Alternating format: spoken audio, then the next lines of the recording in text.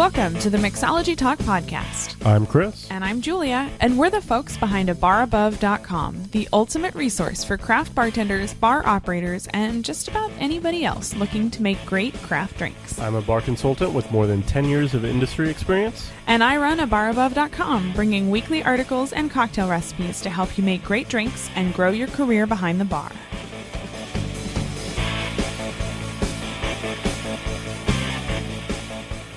This is episode number 101 of the Mixology Talk podcast, and this week we're going to be starting a series on interviews titled Bartender to Entrepreneur. As you can imagine, we will be talking to bartenders who successfully made the jump from pouring shots to calling the shots. And yes, that was an intentional, terrible joke. And we're going to hear some of the lessons they learned along the way. The first interview is going to be with John Pomeroy Jr. John has evolved in the industry all the way from a dishwasher to a bartender and now consults with beverage companies with a focus on local and sustainable practices. The term grain to bottle does not even come close to what John Pomeroy Jr. is trying to do for the industry. You definitely want to listen at the end where John offers up a couple of tips on how to make your bar just a little bit greener. So enjoy the interview.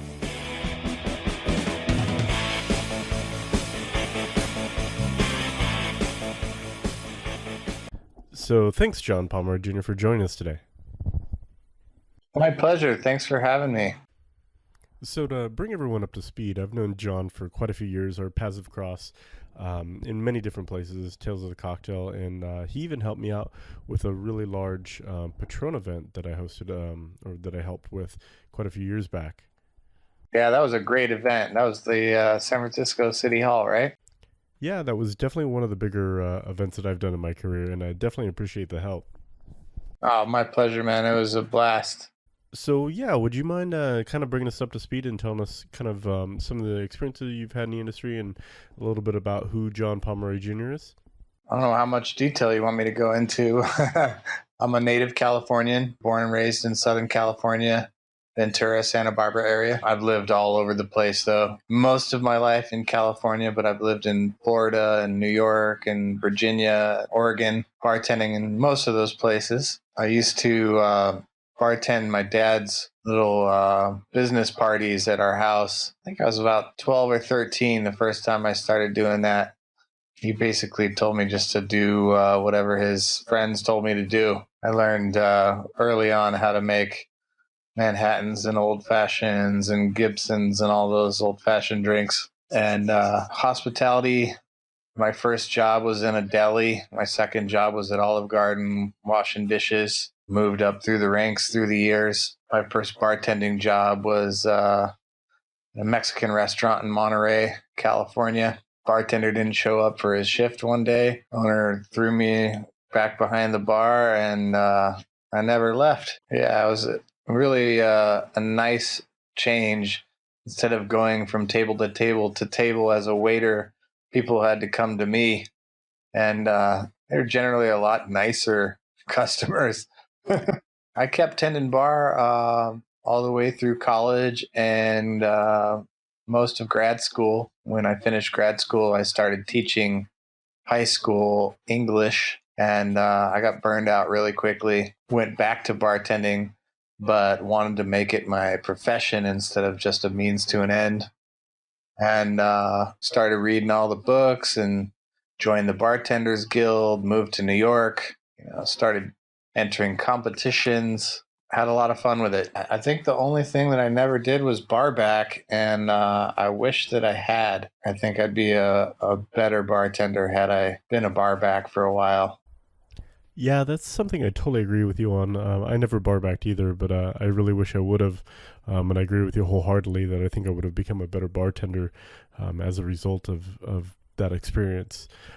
So how did you make that transition, though, from bartender to entrepreneur? Can you tell us a little bit about that? Well, I got my first bartending job in 1997, and my last full-time bartending job was in 2010. That job was managing a little 40-seat bar in Fort Greene, Brooklyn, then called Hideout, now called Dick and Jane's. And I had it was almost like I owned the place.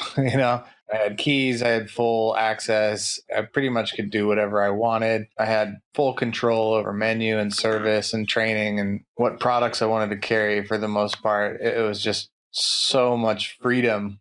And when that job came to an end, disagreement among the owners led to the end of the hideout. I didn't really see another place that I could go and have that much creative freedom and enjoy it so much. So I decided to start a consultancy based on my tenure behind the bar and the accolades that I'd received.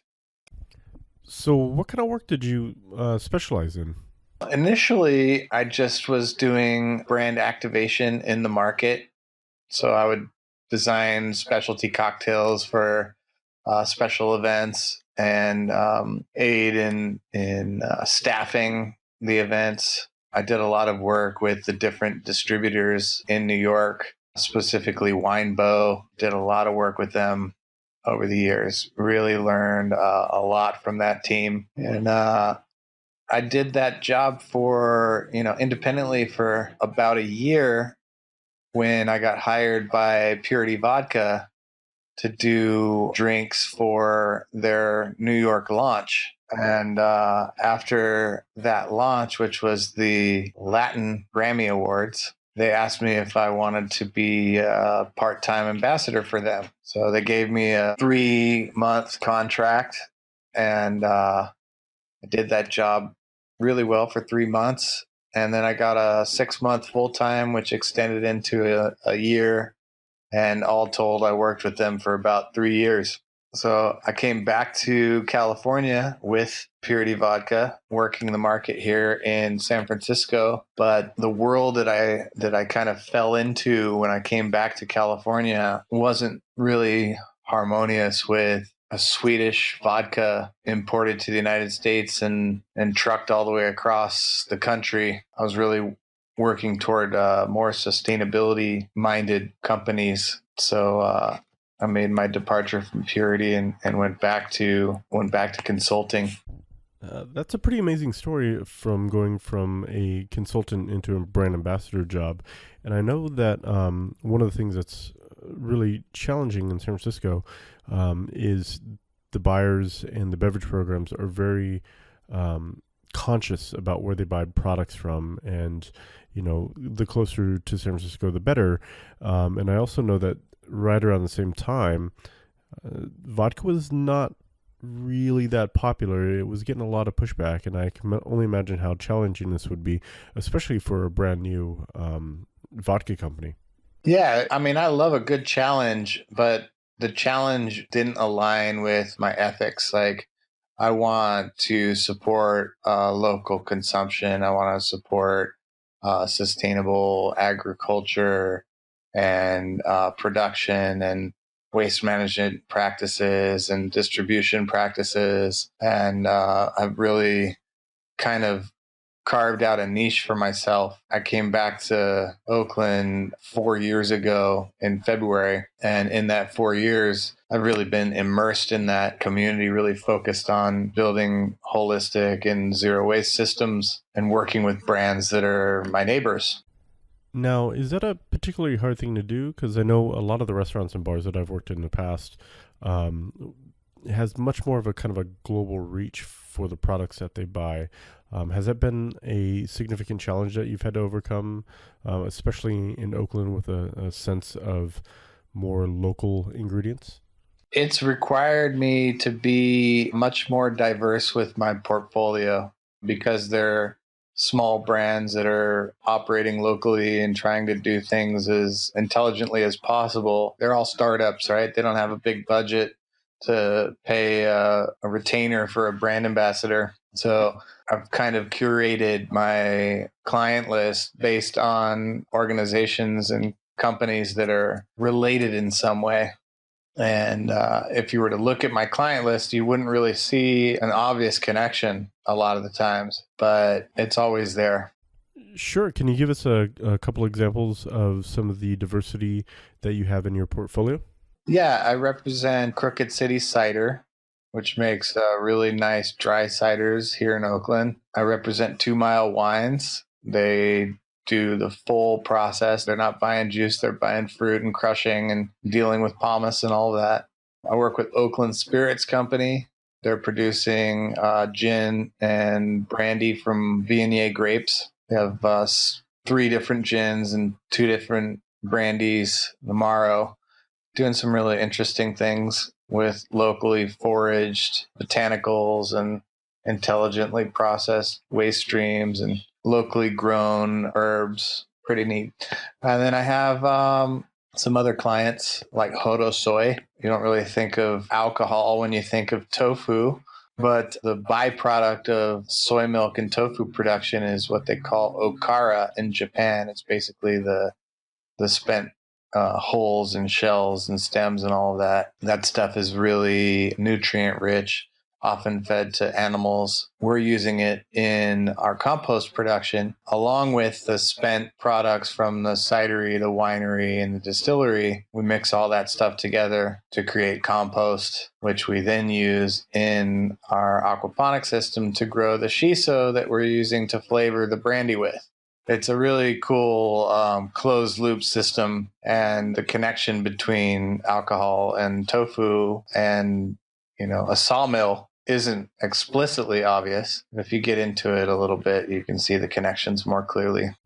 I was really excited to hear how you were going to tie all this back together. We actually talked about this a little bit before the podcast, and it's pretty amazing to see kind of this mentality shift of, buy what's available and kind of move away from that and to being very particular about how you're going to produce something and doing it on such a micro level, in a local level. It's got to feel pretty good at the end of the day, knowing that you're affecting the industry in this way.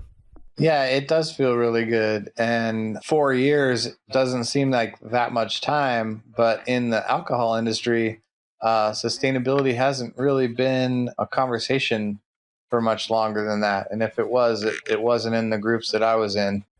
Yeah, you kind of hear a little bit of information pop up every once in a while about distilleries and sustainability. I know that the guys up in New York and Tuttleton have done some really interesting work as far as incorporating new technologies and green technologies into distilling. But it's great to see the shift in mindset and to be able to see this stuff happening on the production side. It's the work that's been done in the last few years that's put me on the radar of the Manhattan Cocktail Classic producers. They asked me to put together an event around sustainability, and they really understood that sustainability is much more than a marketing term. It's much more than just having some wind turbines or solar panels or feeding your spent grain to hogs. It goes so much further than that. It's about human health. It's about environmental health. It's about justice overall. You can't have a sustainable business if all you're doing is taking from the community and not giving anything back. No, it's pretty amazing. So now with this work, it sounds like you're working more with producers instead of bars? There's a lot of crossover. So I consulted on a bar project a couple years back in San Carlos. I was, in hindsight, way too idealistic about what I was trying to do around sustainability and, local production, trying to really focus on local producers. And the audience wasn't really ready for it. So it was a really valuable lesson for me. I think it was a little ahead of my time, but I'm consulting on a distillery, pizzeria, bar project up in Etna, California, way up in Scott Valley. The group of investors bought an old historic landmark building that was from the 1880s, gold rush country. And they're putting a distillery and pizzeria and bar in there. Oh, that's pretty amazing. Yeah, the families that are associated with that project are doing agricultural work their whole life. And so it's just like a natural understanding of how things are grown and how they're brought to market. And, it's a different mentality. You want to make some rye whiskey, you buy some rye from someone, and where that rye comes from, how it's produced, all the different variables that go into it really determine the sustainability of the product. So there's been a lot of really good conversations around that. And how far out are they from opening? Scheduled to open this summer, so it looks like August. Oh, all right. So maybe we'll have to take the little kiddo up there, grab a slice of pie, and maybe take a tour of the distillery while we're up there. Yeah, well, one of the investors is a business owner who owns an aviation company. So they're talking about flying in guest bartenders and press people, and you qualify for both. So we have to get you on a flight up there once they're open. Definitely count me in. I'll be there. So one of the other questions I always like to ask is, this definitely pertains to me as well with starting a bar above, but what skill sets did you develop as a bartender that were instrumental being a consultant and an entrepreneur?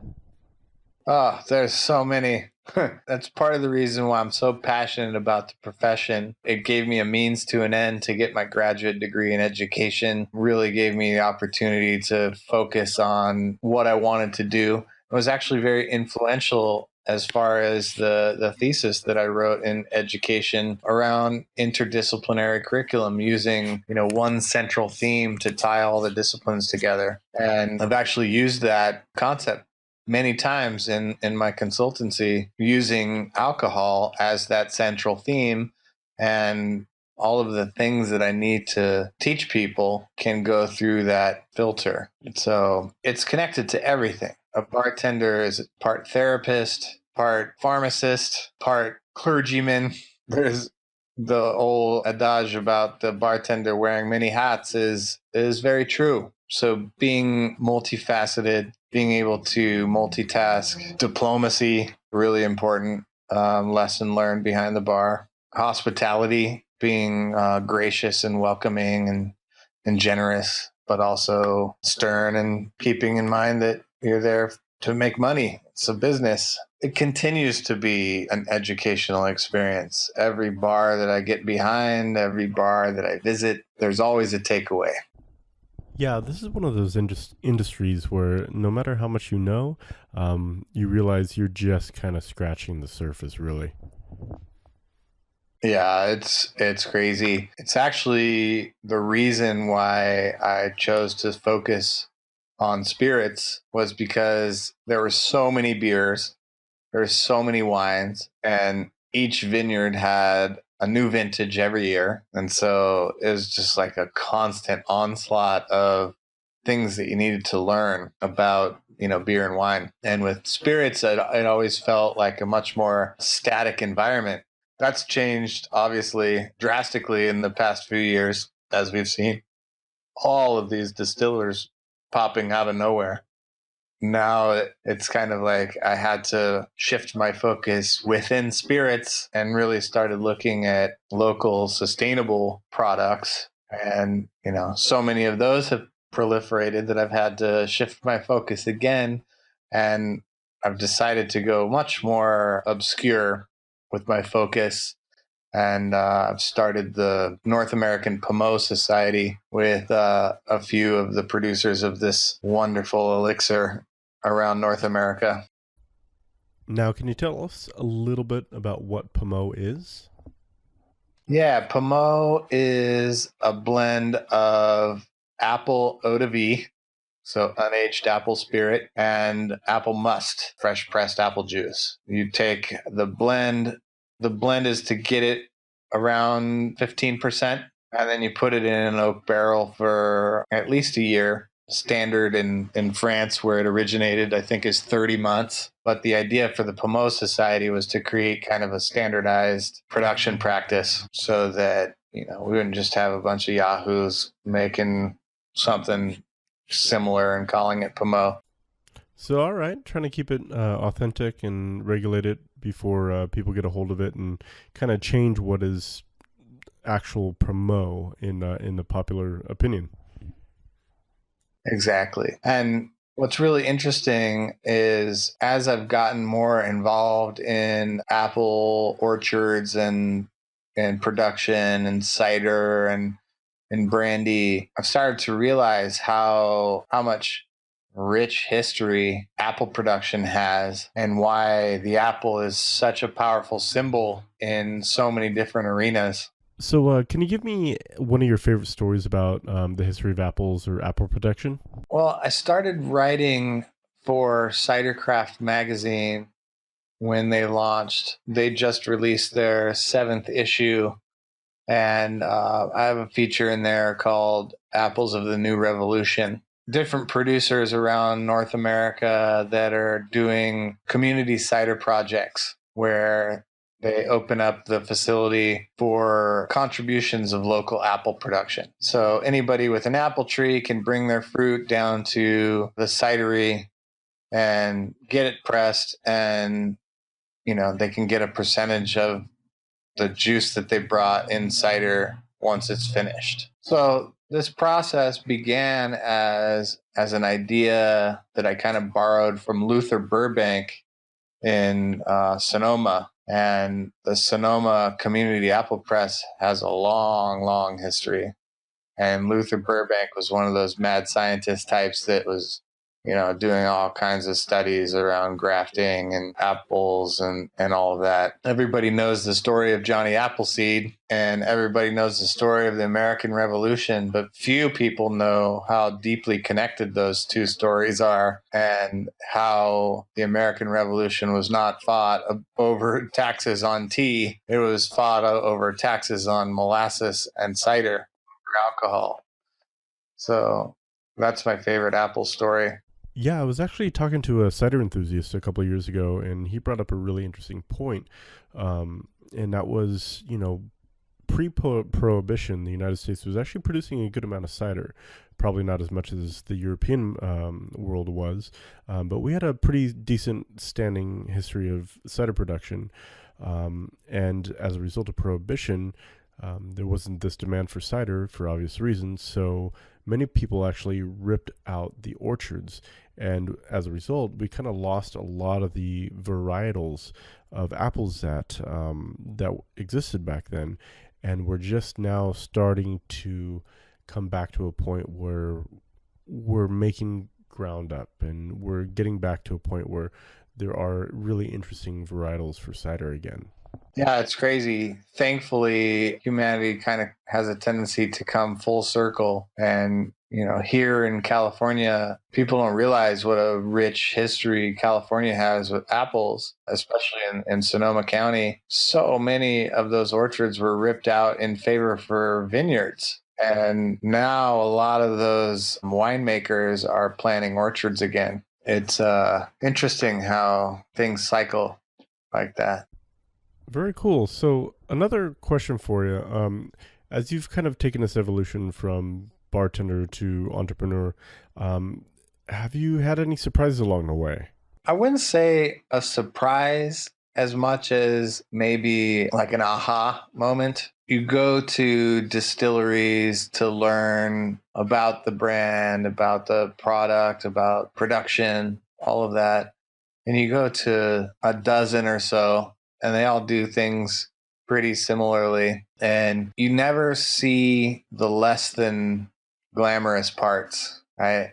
You never see the still being cleaned or the solids being disposed of or what happens to the water. It's very rare that a distiller will tell you about those things unless you ask. At least it has been historically. It's getting more popular now. But the actual process of growing the base ingredient always kind of escaped me for whatever reason.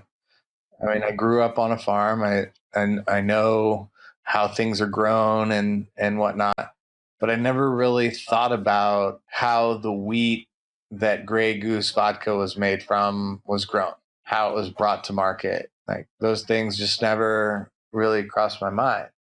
And so when attempting to carve out a niche for myself, it was that fact that really stood out for me. If I'm going to be different, I have to focus on something that most people don't even talk about. And the less glamorous parts of spirits production, composting, compost as a word does not have a positive connotation for most. People think of compost and they think of rotting, stinky, the green bin, if you're lucky enough to live in a community that has them, are not generally the best smelling bins, but that's not compost. Intelligently produced compost smells like a forest floor after a rain. It's a wonderful smell. And, when we take all these, for lack of a better word, waste products and mix them all together with sawdust, make a pretty amazing concoction. So that's pretty cool. So that aha moment for you was basically, I need to figure out what my niche is, and go all the way down. And we've heard this kind of metaphor of grain to bottle, and you went even past that. You went all the way down into the soil and the compost then. That's right. I never realized how political agriculture was. There's always arguments about water usage and everything else, but I never realized how just growing food was so political. And I think getting into that world really made it clear that if I was going to be involved in the production of some kind of alcoholic beverage, that by default I had to be political. And I think that was another one of those aha moments. And starting a chapter of the California Guild here in Oakland, we're calling it the East Bay Community Guild. That's a way for our community to advocate for legislation that benefits the producers that are supplying us with the best quality produce. Yeah, I imagine that's probably a really hard battle to fight, but a really important one. And it's got to feel pretty good to be able to do that with the community. It is, but it's also really frustrating because it's a microcosm, a bigger issue that we see with an economic system that puts the bottom line and profit over people and planet. So it's a huge battle. And even something as simple as the ability to share seeds with your neighbor is something that you have to fight for. Like literally industrial ag is constantly trying to push through these little pieces of legislation that allow them to corner this market at the expense of small farmers. And everything they do with their lobbying and their legislation is in direct conflict with what sustainable practice looks like. And the system that they've established and the narrative that they're pushing, that we need huge farms to feed the world, is nonsense. It's literally blatant lies and propaganda. And the little farmer is like, hey, wait a minute, that's not true. And then here comes $1 million lawsuit. How am I supposed to fight that? You don't. Sure. Yeah, so let me ask you a quick question here, because I think it really showcases your evolution through this industry pretty well. So we've just had this amazing conversation about politics and agriculture and seed procurement. What do you think that your 15-year younger self, a bartender, would have thought about? It's a pretty amazing evolution to think about, and I'm just kind of curious to see what your 15-year younger self would have thought about. I wish I had heard that conversation 15 years ago. Yeah, you and me both. Yeah, it's pretty neat. The freedom of information with the internet and Google and smartphones and all that, there's no reason for ignorance anymore. And there's so much misinformation circulating that it's actually really difficult to find the truth without, experiencing it yourself. So if I had heard this conversation 15 years ago, I don't think I'd have been ready for it. I think I would have been skeptical. And I've always been kind of a conspiracy theorist at heart. So I don't think it would have been too surprising to me, too hard to convince me, but I would have been surprised to hear it for sure. Yeah, seeing that the evolution you've taken in that 15-year period and diving deep into politics, because clearly there's definitely a need for that, is pretty amazing to think about. So obviously you've done a lot in this industry. Is there any advice you would give an entrepreneurial-minded bartender that hasn't quite figured out what they want to do, but they know they want to become an entrepreneur? Get away. I would say to learn to value the opportunity that you have behind the bar to kind of curate whatever product you want to produce as an entrepreneur. Whatever good or service that you're going to provide as a business person, the bar is the perfect testing ground. All right. So if you want to get away from bartending and alcohol altogether, that's fine and good. But you have a captive audience right there in front of you every shift you're working. And if you have an idea for a product or a service, you should really utilize the people that are right there at your disposal to get feedback and ideas. And So yeah, bounce some ideas off your regulars and, people that have opened up their own businesses, because you never know where it could lead. It could potentially lead to becoming a mentee or a mentor, and even collaborating on projects together. yeah, for sure. I mean, you never know what kind of expertise your customer's bringing. So, there's a captive audience there that you can capitalize on. If you're going to do something in that world, if you have an idea for some bitters, God forbid, or some other product line, some syrups or, sodas or anything that would be served at a bar, by creating those things, running samples by small groups of people, getting feedback about branding and logos and, all of those kinds of things, really invaluable. So what's the next step? What else are you working towards in 15 years from now? And you and I have another conversation like this. What's on the radar? I will likely be operating a community cider press wherever I am geographically in the world. Most likely in Grass Valley, where my wife and I just bought some land and a house, getting that all ready to create a food forest. And I have all kinds of perennial trees and different perennial fruits and vegetables that'll produce food for us year round, or annually rather. And, really trying to continue along this path of education and sustainability and self-sufficiency, and mentoring others who want to do something similar, and really kind of opens the information that I've gathered over the years, because I really truly believe that a hyper-local approach is the only way that humanity is going to survive. If we don't start, returning to community and neighbors and sharing and gifting, resource-based economy, we're in for a rude awakening very shortly.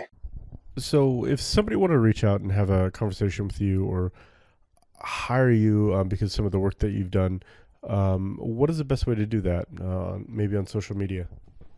Yeah, I'm Alcohol Oracle on all social media channels: Facebook, LinkedIn, Instagram, Twitter, Tumblr, Pinterest. I think I'm Alcohol Oracle on all of those. And you can email me also at johnnyAppleking@gmail. All right, so I have one last question for you, and I keep saying that, but since you are kind of a specialist, a consultant in, for a better word, sustainability or green practices, is there anything that we can do in the craft bar industry to kind of become a little bit more green and more sustainable?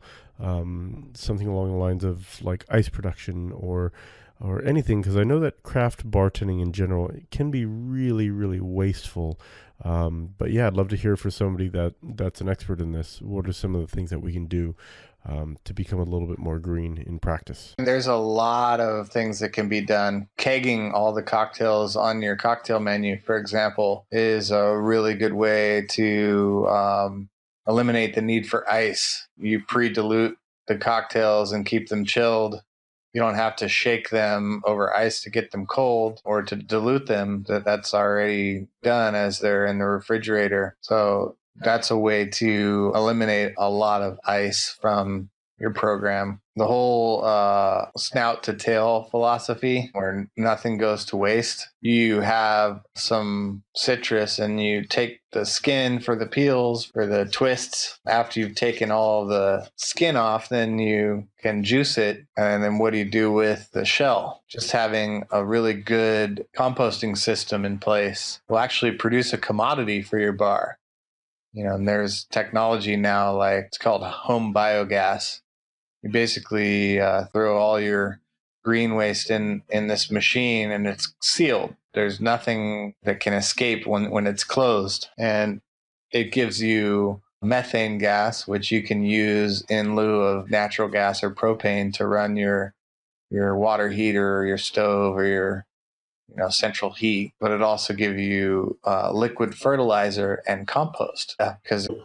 So there's a lot of really good technology that helps with those things, and solar power and wind turbines and energy efficient windows. Like there's a million things that can be done. And as far as sourcing produce, we're really kind of lucky here in the Bay Area because there's so many great producers all over. But one of my favorite stories is around a company called Top Leaf Farms. And talk about a brilliant business model. They look for empty lots that have the sign on it that's getting permission from the neighborhood to get building permits. And they'll set up a farm on the empty lot while this building is awaiting its building permits. Once construction is about to begin, they'll move all of their farm to a different lot. The building is built, and then they move the farm back to the roof of that building. And then from the top of these buildings, they're growing produce that they're selling to all of the local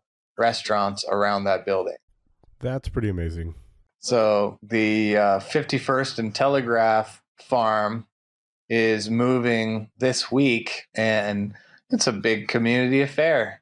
Right? A lot of people come in and disassemble the greenhouse and move all of the irrigation equipment and the shipping container that they use for their potting shed, and all of the topsoil that's been really nurtured through the time there gets moved to different community gardens and potting sheds. And it's just a really, really cool concept that's really reliant on community and collaboration.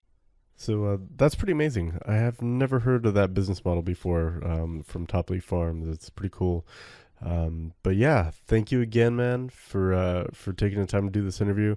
Definitely learned a lot, and more importantly, just good to catch up. So I think the take-home message here is for any bartender that's looking to make that jump to working on your own, and you have a great idea. And it sounds like it's just to consider the impact you want to make and start to work towards it. So thanks again, John Pomeroy, for the advice and sharing some of the stories that you've had over the years in the industry. Yeah, my pleasure, Chris. Thanks for having me. And